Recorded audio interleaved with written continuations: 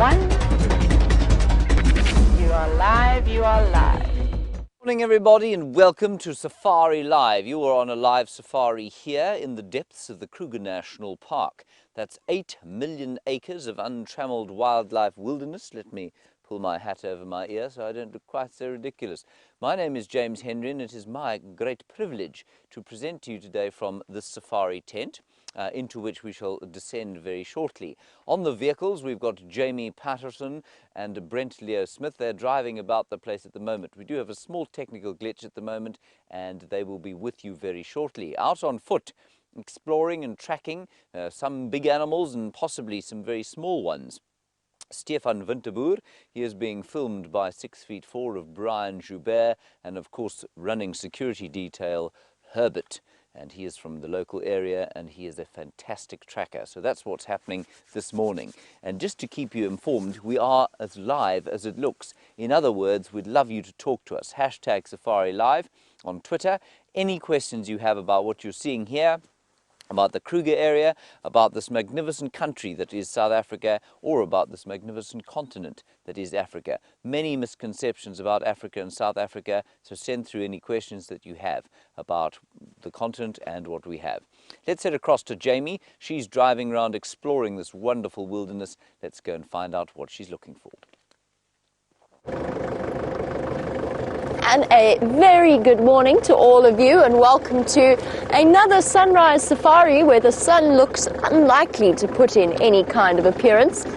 My name is Jamie and this morning I have lost my gloves, which is making me exceptionally unhappy because it's freezing cold.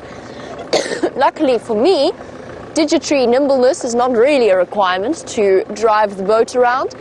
And far more important for Jean-Dre, who is on camera with me this morning, recovering from his grievous foot injury that has kept him out of commission for a little bit while. But you'll be happy to know he is back up and almost not quite running, but at least stumbling and limping a little bit. It's not quite as bad as when he was hopping around. Now this morning, we're going to head out and see two things. We're going to search for two things. We're going to look for that lioness that has been hanging around the drainage line systems around Vuyatela and Djuma Dam. And then we're also going to help the guys out in looking for Tingana, who is the dominant male leopard of this area. There are reports that he moved south towards our Traverse area, so the places that we can drive in Djuma Aruthuza and Cheetah Plains in the Sabi Sand. And we're going to see if we can't find him. Is of course the joy of a live safari, is that we can't plan exactly what we're going to see, so everything that I've just said to you may well go straight out of the window, depending upon what is around the next corner. Let us go and investigate and see what we can see. Checking some of his favorite routes. Luckily, they happen to coincide with the areas that denning lioness is thinking about having her cubs, or at least has had her cubs. The reason I just barreled off the side of the road is not because I can't drive, but it is because I thought a set of hyena tracks were in fact leopard tracks. And speaking of the smaller tracks and signs of the area, Stef is out on foot and I think he'd like to say good morning.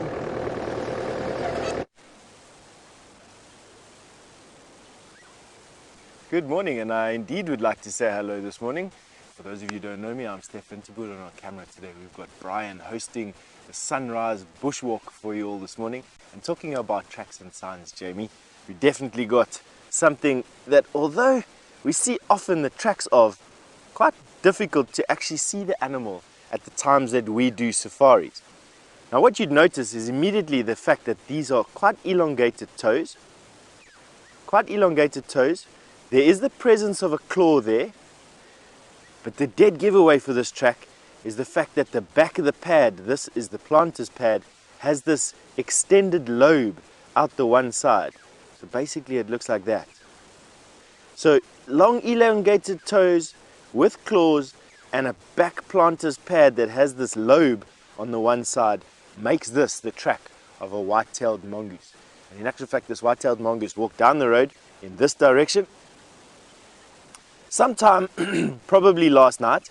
They are nocturnal, which means they do walk around at night time hunting for insects, little nocturnal beetles and worms and caterpillars and all that sort of thing. And quite often we see the tracks of these white-tailed mongoose. I'll be honest with you, they are actually quite interesting things to see. It's the largest mongoose species we have here. Probably weighing in at around about 10 pounds, about 5 kilograms. Big fluffy white tail that tapers down to this point and has this amazing habit of bounding around. It'll jump, walk and jink in these funny ways. So sometimes these tracks can be a bit confusing, especially when these white-tailed mongoose get their energy going up. I tell you. Well, this morning, myself and Brian have decided that we're going to be working the area on the southern side of the camp, on the southern side of quarantine. We've had quite a lot of luck together walking towards Treehouse Dam. We're going to walk towards Treehouse Dam and we're actually going to dip into the Mawati at places. So I'm hoping that as the show progresses that we are going to be uncovering some of these secret places in the Mawati and on the banks of the Mawati. I quite enjoy walking in these places with you in the morning. Who knows what's been hiding out there? So far, just gotten going, but we've already heard lions calling. I know Brent is hot on the tracks of some lions around Sydney's dam. As for these lions that we heard now, they're calling somewhere around Twin Dams. They're calling somewhere around Chitwa, which lies directly to our south. I don't think they're on our property. It doesn't sound like they're on the concession that we traverse. Oh, let me give you some clarity about concessions and about how we traverse here. So although this land a long time ago was cut up much like the rest of the world into little portions and into farms and into game farms and all that sort of thing that are owned by individuals, collectively what everyone did was drop their boundaries a few years ago. And basically what happened was animals were given free rein, but that doesn't necessarily mean that we have free rein. Unfortunately, we're still bound by what geopolitical boundaries or by political boundaries, and so we can only go into certain areas here, whereas the animals have got free rein over almost 3.5 million hectare. I'd probably say probably close to around 10 million acre. But anyway, while we're getting our way across quarantine and while we're going to be looking and dipping inside the Mawati, we'll come back to you in a little bit. Right now, we're going to send you over to Jamie, who's got an update for you.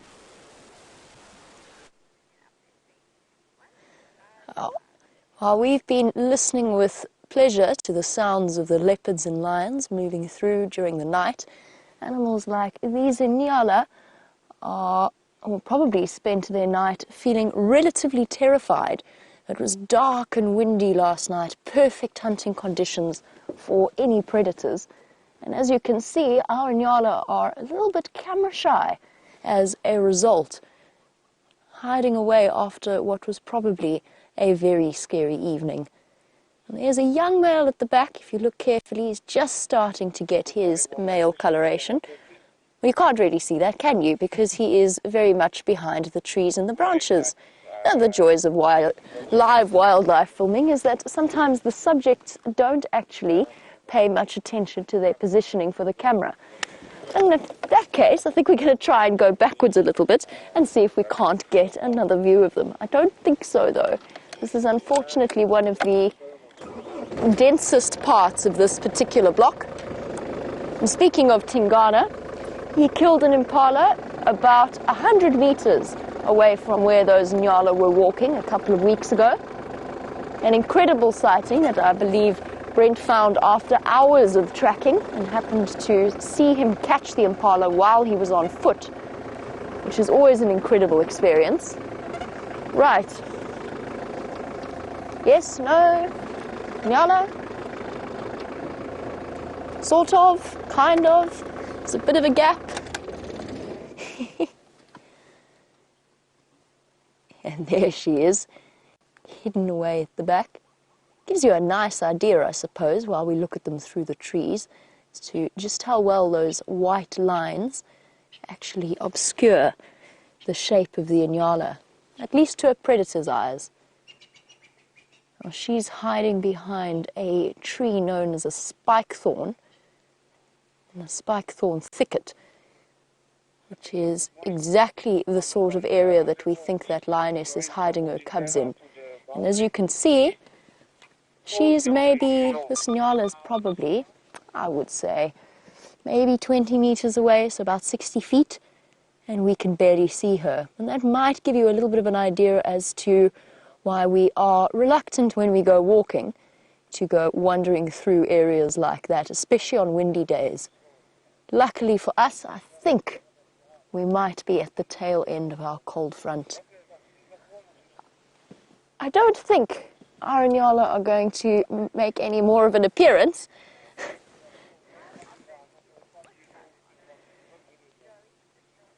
Joey in Australia, while we look at that one patch of fur of the Inyala through the gap in the branches, you were wondering about how often we see the bushbuck's smaller, the Inyala's smaller cousin, the bushbuck. We see them every day, actually. Whether or not we get them on camera is a different story. They are quite shy, and most of the ones that we see actually have settled around the camp called the DRC where we live, and sometimes at Inge's house as well. So there's a female with a really nice sort of tennis racket-shaped notch out of her ear that is really terribly sweet. We saw a bushbuck yesterday, actually, in the Mulwati drainage line, and we see them every now and again. But again, like the Inyala, they like to be hidden away. They just tend to be more solitary than they are. While we continue on to search for more animals, preferably not hiding in a thicket, but that does as well. Let's go over to James and have a look at the morning from his perspective. A magnificent sunrise, excuse me, is greeting us there in the eastern horizons, actually the northeastern horizon, as we head towards the middle of winter. What a joy to call this my office. We'll just step over here and I'm going to show you a little bit about where we are in the world. Well, more in terms of South Africa. Now, I must warn you, as many of you will know, I am the world's most appalling artist. And this is a vague picture of our country, South Africa. Looks something like that. That's South Africa. Now, we're in the northern parts of South Africa here, in the Kruger National Park. Looks something like that. Here is Cape Town, which many of you will have heard of. Here is Johannesburg, economic hub of the continent. Well, it used to be before Lagos took us over. And there is our capital, Pretoria, lamentable place in the northern parts of what we call Gauteng province. Now, the Kruger National Park here, I think, is very interesting because it doesn't only extend to the country that is South Africa. It extends east into Mozambique and north into Zimbabwe. So the Zimbabwean, we've got this little point here. Let me just do that again. This little point here is called Crook's Corner, and that's at the northwest eastern corner of the Kruger Park. And the line there is the border between Mozambique and Zimbabwe. So this is Mozambique here, and Zimbabwe goes up here. And this whole area is 8 million hectares, at least acres. So that's a massive, massive area. Now we sit on the western fringes of this little area here in a place called the Sabi Sands. Now the Sabi Sands is a collection of private game reserves that they're all, as I say, they're privately owned. And they're a collection that has become part of the Greater Kruger National Park over the last 10 years or so. I'll just quickly give you an idea of, so we'll kind of zoom in to where we are there. So that's South Africa, that's where we sit in the map of South Africa. And the Sabi Sands itself, the northern Sabi Sands is what I'm going to draw you now. The northern Sabi Sands starts over there, it goes down like that, let's say, down like that, and we are on a section here called Djuma. And Djuma is basically this block here that I've drawn. Off to the east of us is Torchwood, and then down near, I've made it too big, but I'm not going to worry too much about that. I'm just going to put an arrow there, and I'll explain what that is now. And this is Buffelshoek. So this is Djuma, and that's where we are sitting right now. We're sitting right in the middle of Djuma. This is Torchwood. And our other really important part of Traverse is an area here called Arathusa. And that's Arathusa there.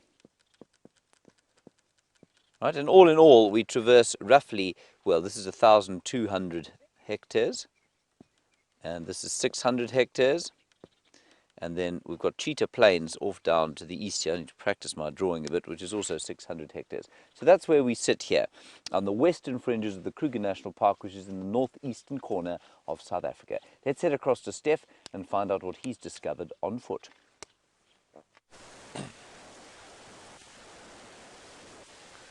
You catch us still trying to make our way into the area that we want to walk in this morning. So if you'd excuse me walking while I talk, it at least allows us to get a little bit further away from quarantine today. But I wanted to tell you, while I'm busy walking down the road over here, there are some hyena tracks on the road, and it brings me to a story that I don't know if the other presenters have told you yet this morning. But I surfaced last night, it must have been around about 11 o'clock, and to me it sounded like everyone was still having a party in the Cape. And of course, I mean, this is irrational now because the sun is up and you know, I'm awake. But at the time, I was quite confused as to why everyone would be having a party on it was a Sunday night, quite late at 11 o'clock when we got work to do in the morning, you know. And I lay there for a bit and I heard people, it sounded like people kicking a soccer ball around, and that was a little bit disturbing. And then I heard the dustbin crash over. And then I heard the hyena that had crashed the dustbin over pick it up. Now these dustbins probably weigh in about the region of about 50 to 70 pounds. And I snuck up to my window and I looked over my windowsill, and here's this big hyena who had come right into our camp. And we live in an enclosed compound, so there's only one entrance in and one entrance out. And here this hyena had lifted up this dustbin and was dragging this dustbin through the staff village between its legs, lifting it as high as it can.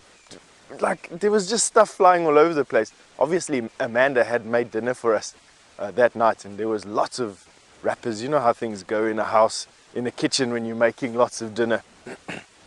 Oh, we're about to get ridden over. I'll carry on with my story in 1 second. Let's just say hello here to everybody.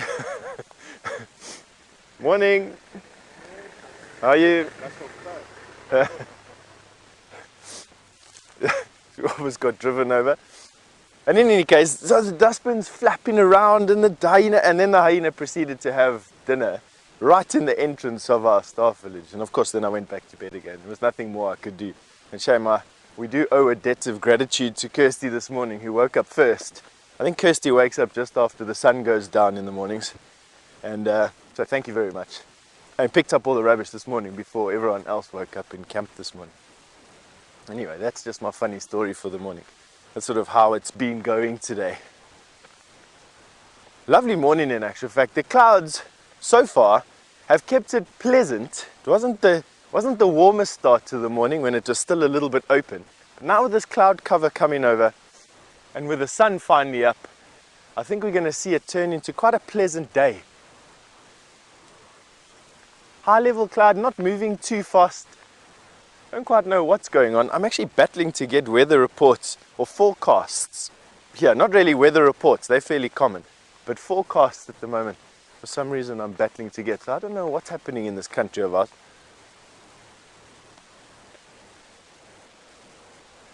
Right, now, while we make our way down the road and try and get into this area we want to work with today, I think we're going to be going through to James, although I'm not quite sure. I'm battling to hear a little bit of static. Oh, Brent, sorry, excuse me, we're going through to Brent. See you in a bit. Welcome to this chilly sunrise safari. My name is Brent Leo Smith. I have a VM on camera with me today, and we are in search of anything today. We've already followed a set of male lion tracks out of our traverse area. Then we followed a set of male leopard tracks out of our traverse area.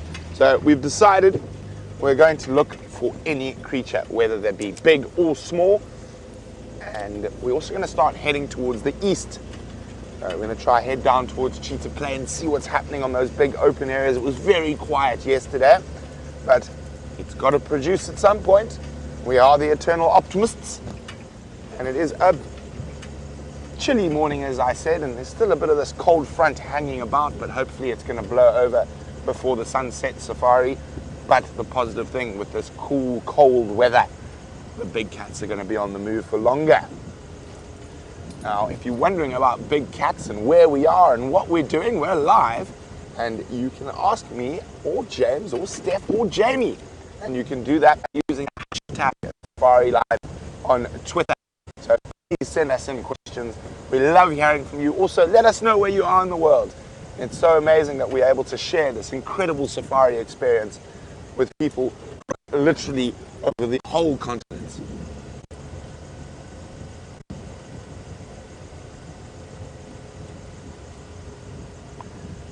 So we're talking about Sindile. Nemo is wondering if I'd heard he'd made his way to Arathusa.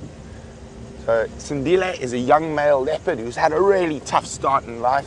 He happened to catch a dog that tested positive for rabies, and he had to go into quarantine for a long time, but he has since been released into the Sabi Sands, and he's been jumping all over the place. I know that the scientist who's put a tracking collar on him has nicknamed him the Wanderer. So that's not unusual for a leopard of his age. He's what we would call a dispersal male. He's gone about it a bit differently, but if he is around, we will definitely go have a look for him. But as far as my last information was, he did sneak through Arathusa and went further to the north, and he made a kill right near the northern fence line. And well, hopefully he comes for a visit. It'll be great to catch up with him, and he is a firm favorite of a lot of us out here in the bush. But now, speaking of leopard territory, there's no better way than to actually visualize something like this. Let's go see how James Henry's artistic skills are coming along. Well, I don't know that they're coming on any better than they were, but I've redrawn this about 75 times since you were last with us. And what I'm going to show you is some of the leopard territories. Now, many of you will know Karula, the great queen of Djuma, 12-year-old female leopard with her babies. Now, in theory, her territory extends all the way to our northern boundary, down our eastern boundary, goes a little bit into what we call Hofmans, and then a little bit into what we call Little Gowrie over here, up into a little piece of Torchwood and around like that. So that's Karula.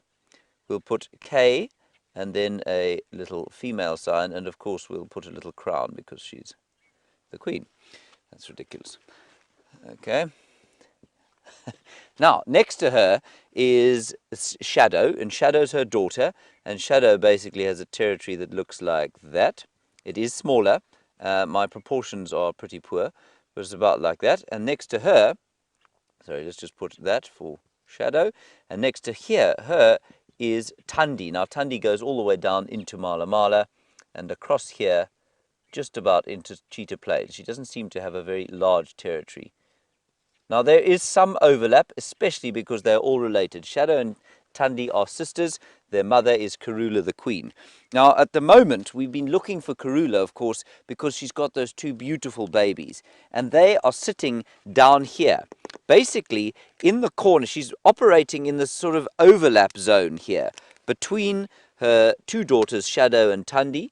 And she's confined her area of operation to that small sort of corner of her territory, and so when we've been seeing her, it's only been in this sort of green area here, which has been the very southern end of Djuma, which is where we are now. So those are the major females. The other female you could see, beautiful, stunning golden leopard that she is in Kanyeni, and her territory is here into Torchwood and into the Kruger National Park. That's this side, and into Cheetah Plains. So we see in Kanyeni and her little babies around there. She is unrelated to these two. Well, they're very distantly cousins, but not related in the same way that these are. So it's unsurprising that they seldom show nearly as much overlap as this lot. Now, of course, we'll draw in blue for our big male leopard.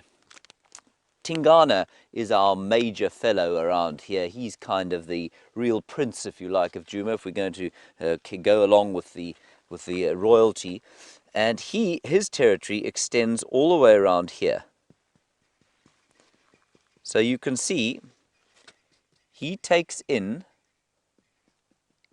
all of the females that we know his territory encompasses. So that's basically how it works. He's got another female in here as well, and that's basically a very basic snapshot of the leopards that we see in this area. Brent has got a long-snouted pachyderm to show you. We said we're going to look for everything great and small, and we're going to start with the great. Here's a young elephant bull. He's just dug out a tuber, and I can't see what it is. Look how he wraps it into his trunk. He's biting off the outer edges and then just keeping it there. It's amazing how dexterous they are. I'm not sure what species he's dug out there. Could be a tall white squill, which is a plant that has a very large tuber system, but during the winter months you can't see it. It only comes out from the tuber during summer. That's a young bull, probably around 20 years old. And I'm saying that just guessing on his height. It is quite difficult to age elephants once they become adults, but he's not fully grown yet, and there's actually a little gang of them. And I saw about 4 or 5 young bulls. And you see, there we go, there's another one through the bush there. And you can see another just to the left. Has he also got a tuber? No. He's eating monkey orange.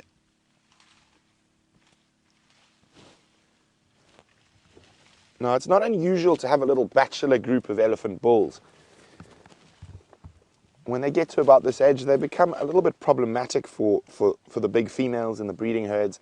They've got lots of hormones pulsing through their veins, and they can get a little bit mischievous, I suppose is the best way. Oh, look at this.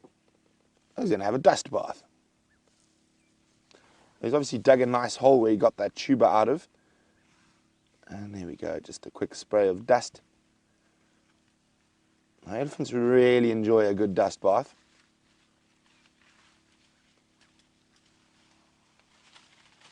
Now, see how he's using his foot to loosen the sand? And then he'll suck up that dust into that long nose of his. We could be digging for another tuber. Yes, look at that, there's got a big one. He can't even fit it in his mouth, greedy guts. No, he's decided that tuber is either not tasty or just too much. Oh no, he's got it again. Oh, he's throwing it.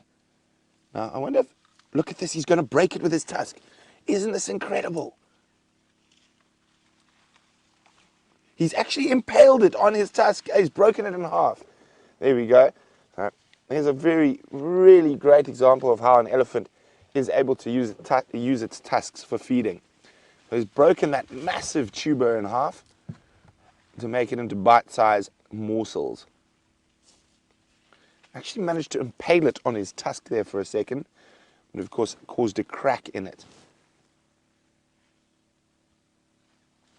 Now that tuber is going to be not only a tasty meal, but it'll have a high water content. Now that tuber was very big, and I'm battling to figure what species that could be from. I'm definitely going to have to do some research. I'm trying to think of what plant species have massive tuber like that. I mean, that must have been as big as a small watermelon and probably weighed a good couple of kilograms.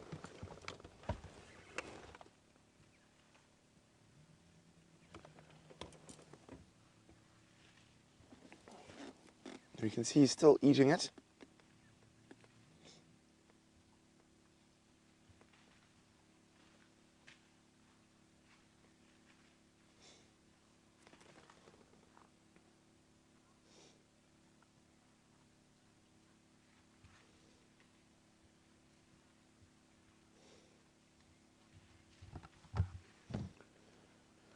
So that big tuber was buried under the ground. And Robin in Southern California is wondering, how much do they rely on their sight when it comes to feeding? I'd say very little, Robin. Probably 99% reliant on their sense of smell. Now, he would have probably smelt that tuber under the ground, and that would have caused him to kick at the sand, dig at the sand to get that tuber out. So their sight has got very little to do with their feeding as such. And even if you watch them feed on small fruits, they use their their trunk to smell and pick it up. So I think probably almost 100% reliant on their sense of smell when it comes to finding tasty morsels out in the bush.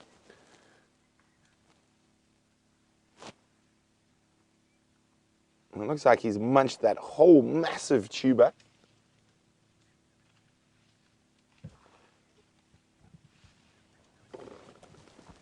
Isn't that amazing? And we are seeing an incredible amount of elephants at the moment. We are at our normal dry season, but on top of that, it is a drought year. So the elephants are eating lots of different things we might not normally see them eat. And also, I think we counted 9 different species of plants in about 10 minutes that a young Eddie bull was feeding on a few days ago. Now, of course, they're going to move big distances between food and water at the moment. And they're also heavily reliant on water, and they do need to drink at most, well, preferably every day, but they can go a couple of days without drinking. Oh, and a raindrop. Very strange for this time of the year. Sorry about that. But Donna's also wondering, do elephants ever lie down? Donna, we see it quite often in young animals. They like to take a snooze. Now, those animals are not so focused on feeding.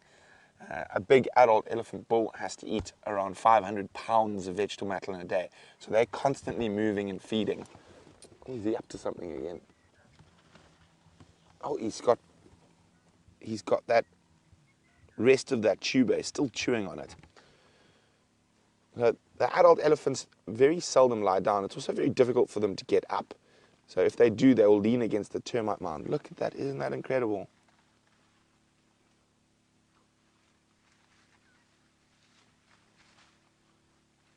Watch. It's amazing. There's over 100,000 muscles in that trunk that enables an elephant that dexterity.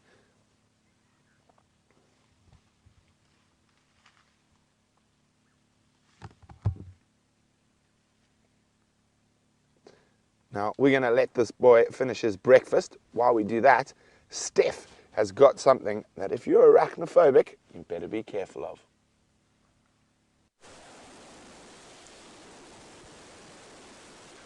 Sorry to steal you away from what you were having a look at, but we found a beautiful example of one of the prettiest spiders that I've seen around here in a long time. And it's taken us literally since you've been watching that elephant for us to key out what it is.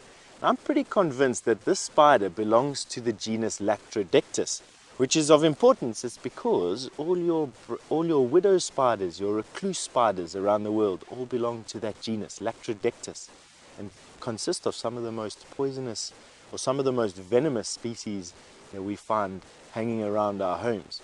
This, as far as I'm aware, is a brown button spider, Latrodectus geometricus. And I'm making that assumption because of the banded legs. You can see the bands on her legs there. I'm making the assumption because these pairs of legs, legs number 3, are much shorter than all the other legs. And have a look on this side of her abdomen, right there. You'll see that there's this orangey hourglass pattern that's on her legs there, or on her abdomen, excuse me. That orangey hourglass pattern, and just her general appearance. She's a very, very pretty spider, I must be honest. One of the best looking spiders. I'm going to see if I can turn her around so that you can see. Have a look at her abdomen. Have a look at those beautiful colors.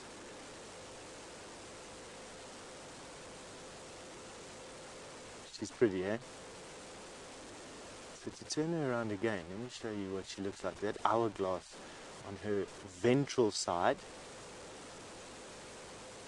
Orange hourglass there. Her banded legs. So I think this is one of the brown button spiders. She has caught herself an ant. Now it's quite interesting is she's obviously hunting these grass stalks. So she's waiting on the grass stalk for an ant to come up the grass stalk and collect a piece of grain or a piece of seed. And let it go there because to try and keep my hands from shaking is an effort beyond me at the moment. And she's obviously built her web in this grass inflorescence. And as this ant has walked up the grass stem to come and collect a seed, she's now caught it. Now, apparently, if it is a brown button spider, on one of her legs, leg number 4, which is this one here, she'd have a comb. I can't see one. But definitely that hourglass, that's where she gets her species name, Geometricus. And then she's got this very Lactrodectus look. She's got a very button spidery look. Now, we don't want to get bitten by these spiders.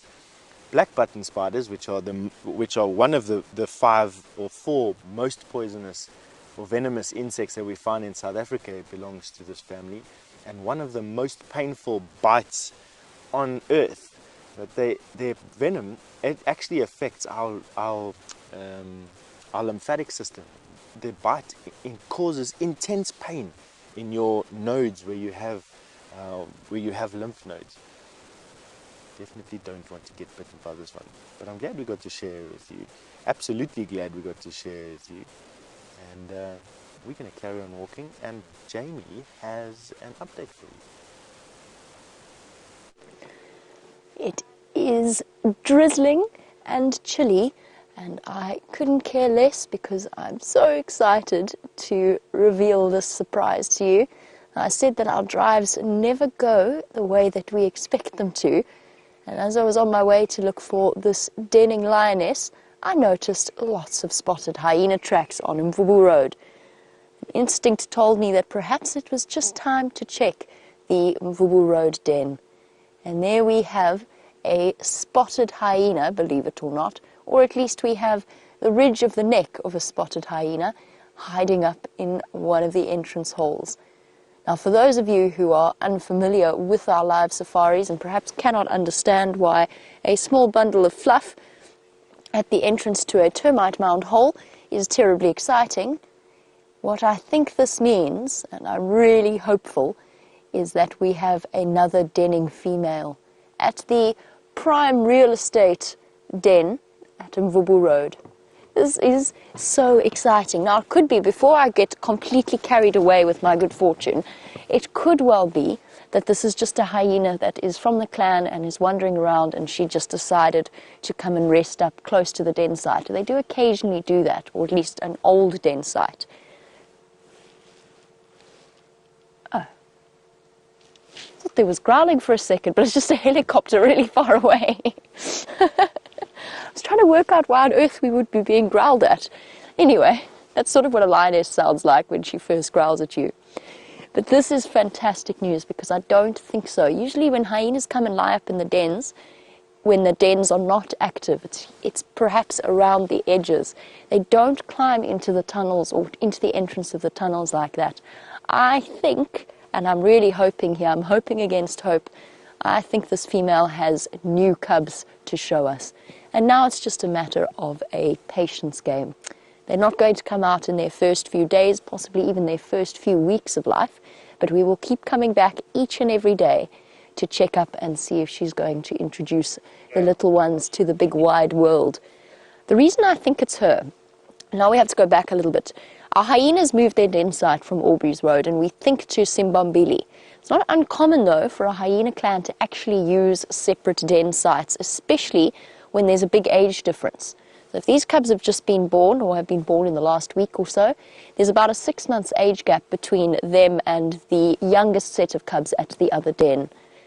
That, combined with the fact that all 3 mothers of the den sites that we've been viewing over the last few months are exceptionally high-ranking, leaves us with this really exciting possibility that we've got a lower-ranking female from our hyena clan that has decided to have her babies somewhere in peace. She hasn't even lifted her head up now. She did earlier. She gave us a sort of a cursory glance as we drove in. So whilst this might not look like the most exciting sighting in the world, for us this is thrilling news. And here we have, it feels like we've been transported back 6 months to when Madam had her new babies and James was convinced that they were there, and we staked out the den site for days at a time before the tiny little bundles of brown fur came stumbling out. Incredibly exciting prospects. It could well be that this hyena's sheltering from the rain, which has thankfully abated because we don't have any rain covers. I'm not sure. My hope against hope and my determination not to believe that all of our hyenas had deserted us to move outside of our traverse area appears to have paid off, at least for now. She might even be suckling cubs as we speak. Oh, there we go. Hello. Ah, it is the scar-backed female. Is it? For those of you who have access to screenshots, if you could let me know which hyena you think that this is. I've seen her before with the tatty ears.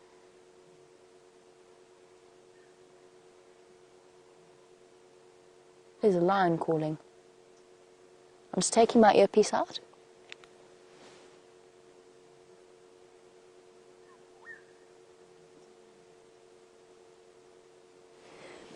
Oh, excuse me, sorry, that took me by surprise. Thank you, Chandra.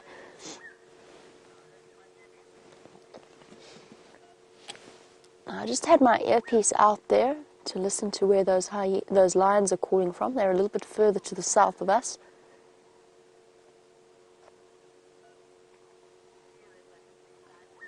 This is so incredibly exciting.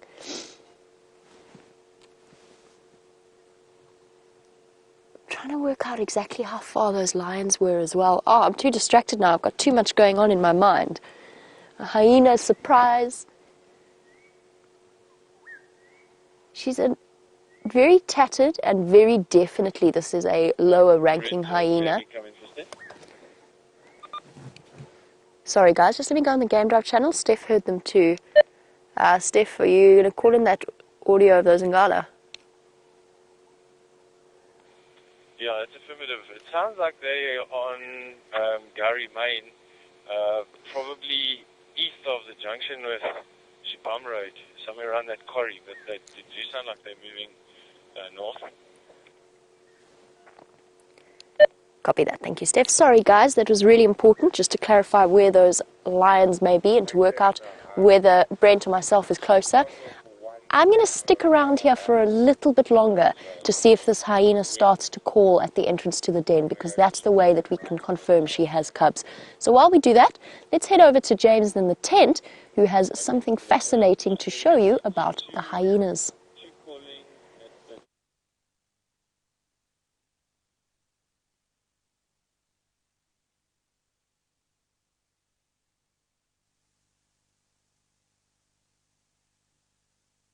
There we go. I think it's back. Is it back? Yes, it's back. Wonderful. Sorry about that. The audio disappeared. So exciting that those hyenas are back. They are my favourites out here, and I was devastated that the clan abandoned us. Don't know who that is, and you hyena experts, especially those who are maintaining that wonderful Facebook group, the Hyenas of Arathusa and Juma, please try and identify that female for us. To me, she looked a little bit younger than the scar-backed female, but I might be completely wrong, so maybe that's who it is. It would be a little bit early, of course, for her to be giving birth. She gave birth, if I'm not mistaken, in June last year to the eponymous June. Let's just have a quick look here at a hyena skull, and what I wanted to show you was the way that the teeth articulate against each other. So if you look, this was an old hyena, a deeply decrepit individual when it passed on, shook off this mortal coil. Just watch how the teeth close over each other. And you can see how they've worn each other away. You see that? Let me turn it slightly like that. There we go. You see how they've worn each other away there over the many years?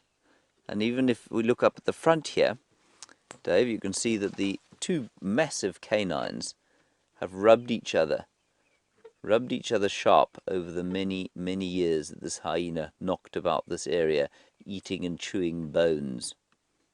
And I think that's amazing. Now, what's interesting, of course, is that these teeth, we often describe this carnassial shear, we call it, where the teeth of the upper and bottom jaw, molars of the carnivores, come over the top of each other like that in a scissor-like motion, as opposed to chomping on top of each other like ours do. They go past each other in a scissor-like motion. That helps them to sort of chop meat off the skin. It helps them to chop meat off bone, And then, once the meat is all gone and all the good stuff's gone, they use these chisel-like premolars to break the bones in half. And I just think that's remarkable. So that's the hyena skull there. The other, of course, extremely important thing is the size of this brain. It's not a huge brain, but it does the social structure of hyenas predicates their being extremely intelligent. And Jamie will tell you a little bit more about their social structure, I'm sure, as you see this lone hyena at her den. An animal with quite possibly one of the most interesting social structures of any of the mammals out here.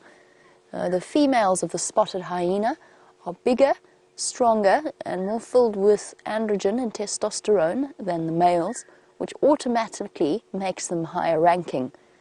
And even more interesting than that is the hierarchy within the females of a spotted hyena clan.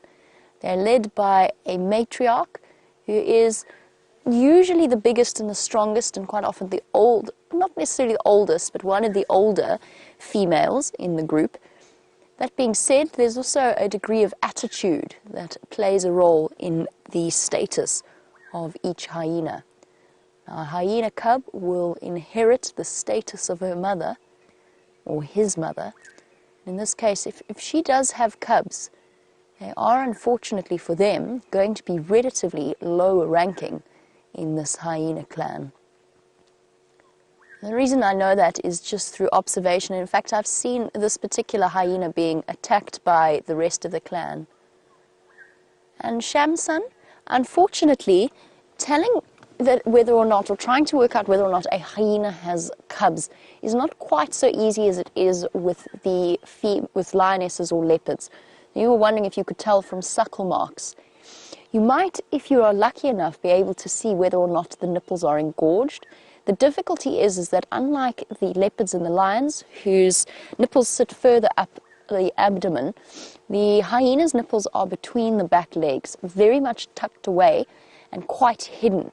And particularly given the spotted hyena's relatively peculiar genital structure, with their false penises or their pseudo-penises, it does actually get relatively tricky to be able to observe from that. And it's only really when you get a nice close-up view, perhaps the hyena rolls over or presents you with a view of its bottom, that you might be able to see suckle marks. But it's relatively unlikely. The best way we're going to know here is if this hyena gets up, sticks her head into the hole of the termite mound and starts to give a low, it sounds like she's growling into the den itself, and it's not a growl, it's a contact call to the cubs to tell them to come out and to suckle. And clearly they're not there at the moment because she did stand up. Just a matter of time, see whether or not she does do that. We can see if there are any cubs around and about. It would be so exciting. Nice to see a spotted hyena relaxed once again.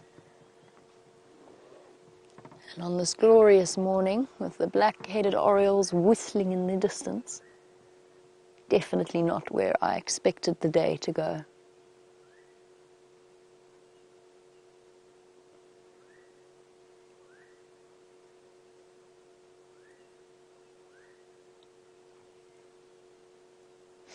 And doesn't that hyena look phenomenally peaceful?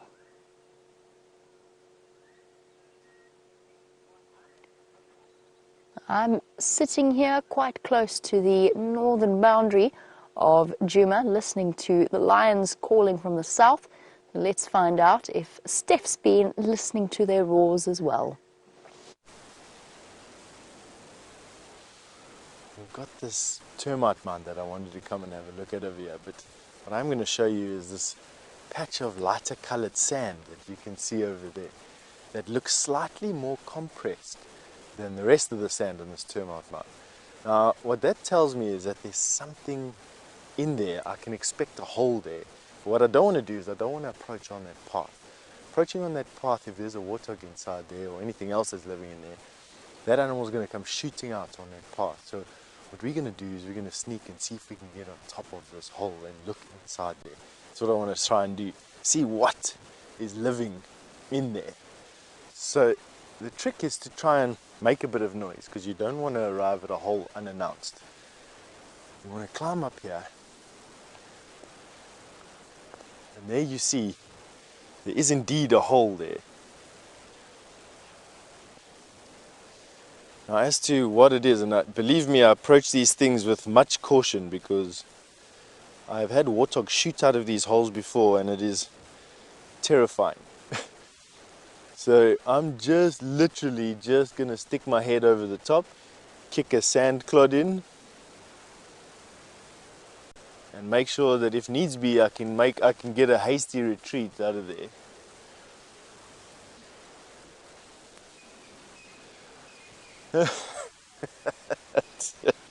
These things, they can give me the heebie-jeebies. Anyway, I don't quite know what's living in there even now. I'd probably say that it's inhabited by something, but not right now. Have a look inside there. Now, what uses these holes is porcupine, warthog, civet, genet, honey badger, anything. And quite often you'll find hyenas come and excavate a hole like this. That hyena den that you're having a look at with Jamie is a prime example of one of these types of termitarium with a hole in it that has been excavated to their standards. And while this one is unoccupied, the one that Jamie has got is definitely a bit more occupied. We're going to carry on walking. You're going to go back to Jamie, enjoy those hyenas. Our hyena just got up looking particularly unsettled, and I've just seen the reason why. So whilst she's relatively protected by the termite mound, or at least her cubs would be, she cannot fit into the holes themselves and therefore cannot take refuge there. Important for her as a hyena all on her own to be very, very alert. Well, she heard something, I heard it too actually, as it was coming around the back entrance of the den site. There is a male Inyala who has made his way towards the den site itself and is currently feeding in the Tamboti thickets.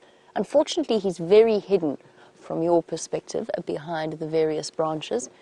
So what I might do is just shuffle forward a little bit so that you can have a look at him. She's very nervous, and I'm really glad to see her in one piece and looking relatively healthy and well fed. There you go. This is definitely, I'm relatively certain. There you go, there's the hyena. Oh, sorry, that's not a hyena at all. That's an Inyala. Some basic distinction there. One's an antelope, the other is not an antelope. And they're not really all that easy to confuse, but nevertheless, if you find yourself in the same position as I did, unable to distinguish between an Inyala and a hyena, Inyalas have large horns and hooves, just in case you were wondering about the difference there.